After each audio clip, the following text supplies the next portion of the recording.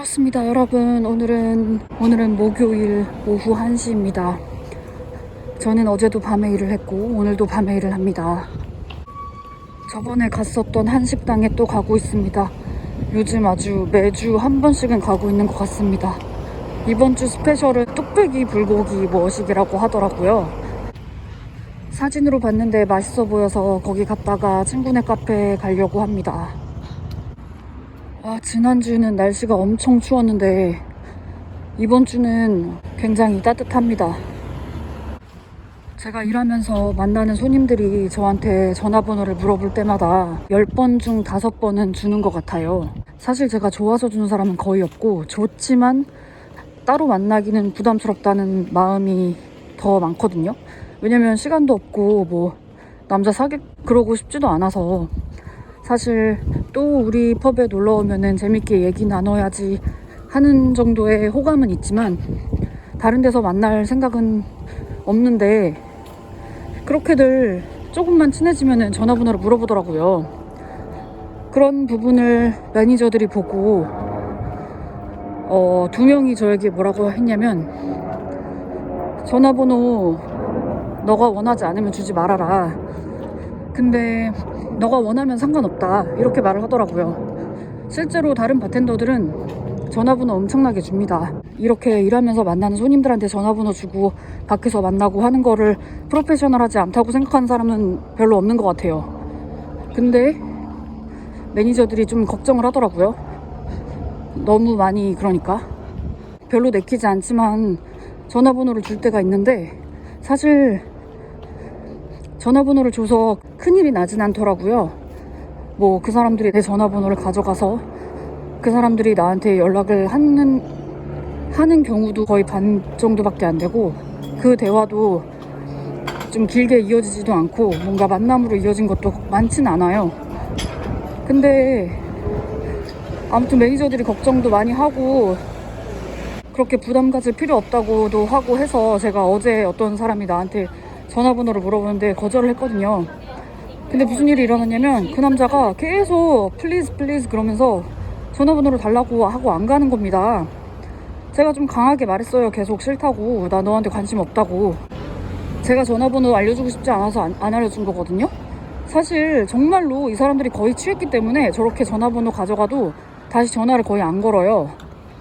아무튼 어제 너무 스트레스가 심했습니다. 나는 단지 일을 열심히 하고 손님들에게 조금 친절했을 뿐인데 왜 이렇게 나는 인기가 많은 거냐. 정말 피곤하다, 피곤해. 정말 스트레스가 심합니다. 그래서 어제 막 일하다가 잠깐 나와서 바텐더 애들한테 얘기를 했더니 다들 막 진짜 힘들겠다면서 막 그런 경우가 있지. 하지만 매출도 중요하지만 너가 전화번호 주고 싶지 않으면 절대 주지 말아라. 상관없다. 그 손님들이 다시 오지 않아도 우리도 그런 손님을 원하는 게 아니다 하면서 제 편을 들어주더라고요. 정말 피곤합니다. 이 얼굴로, 이 몸매로 살아가는 것이 이렇게 힘들 줄 몰랐습니다. 저쪽 길에 신호등도 너무 많고 길도 답답하게 생겨서 이쪽으로 왔는데 훨씬 좋네요. 아니 30대 때도 물론 인기 많았지만 지금만큼은 아니었거든요. 어떻게 이런 일이 일어날 수가 있는지 저도 잘 모르겠습니다.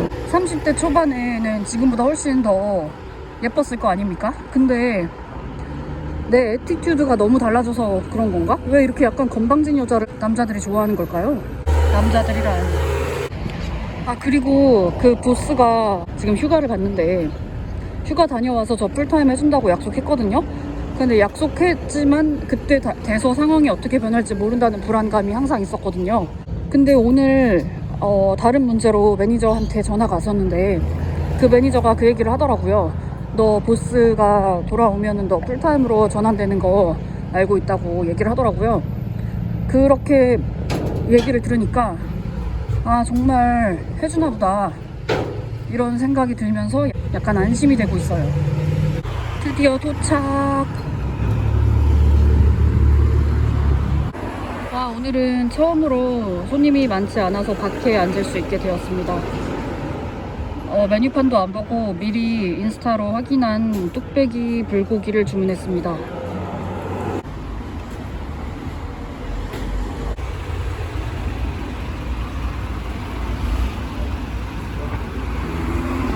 먹어보겠습니다. 근데 희한하게 이렇게 음식이 나오면 꼭 밥부터 먹고 싶다니까요. 밥을 평소에 잘 못 먹어서 그런가?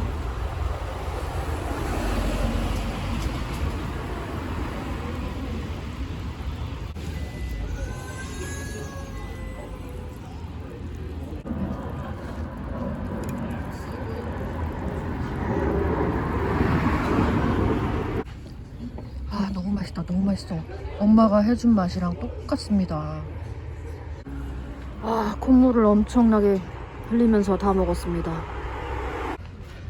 지금 일하는 곳에서 거의 한 1년 가까이 일을 하고 있는 것 같습니다. 이 정도 일을 하면은 막 그때 되게 부당한 일들이 생기거나 몰랐던 것들을 알게 되거나 하면서 다른 일을 구할 생각을 하게 되는데, 참 희한하게 지금 일하는 곳에서는 이렇게 계속 일하고 싶다는 마음이 들고 있다는 게 너무 신기합니다. 이제 비자도 해결되고 호주 사람들이 저한테 많은 질문을 합니다.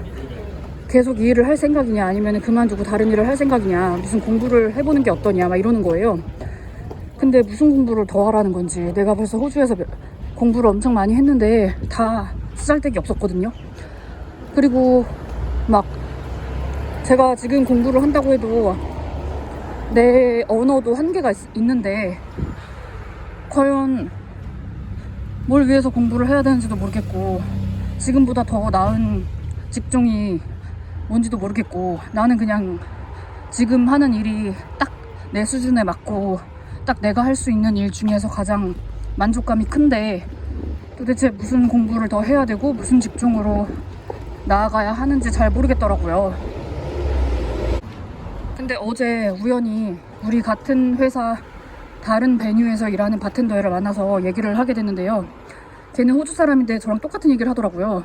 도대체 사람들이 어떻게 잡을 구하는지도 모르겠고, 어떤 잡이 세상에 있는지도 잘 모르겠고, 그리고 사람들이 공부를 해서 어떻게 무슨 잡을 위해서 공부를 하는지도 잘 모르겠다고 하더라고요.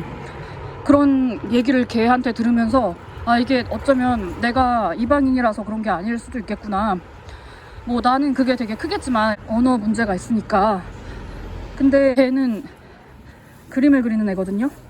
아마 걔가 아티스트라서 더 그런 것 같아요. 아무튼 걔 얘기를 들으면서, 아, 이렇게 생각하는 호주 사람도 있구나, 그런 생각을 하면서 앞으로 어떻게 우리가 해야 되나 막 그런 얘기를 많이 했습니다, 어제.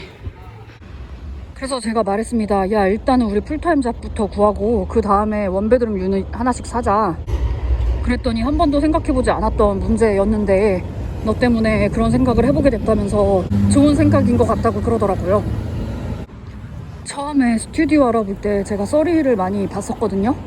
서리힐에서 어떤 진짜 싸게 나온 말도 안 되게 생긴 집을 갔었는데 거기를 계약 안 할 때 정말 잘한 것 같습니다. 이 동네는 저한테 있어서 너무 단조롭다 할까? 너무 할 게 없는 것 같아요. 드디어 도착! 오늘 여기는 저 말고 손님이 없네요. 오, 갑자기 또 다른 친구가 와서 이렇게 빵 조각과 핫초콜릿을 주문했습니다. 이렇게 또 빵을 먹게 되네요. 다시 집에 가는 길.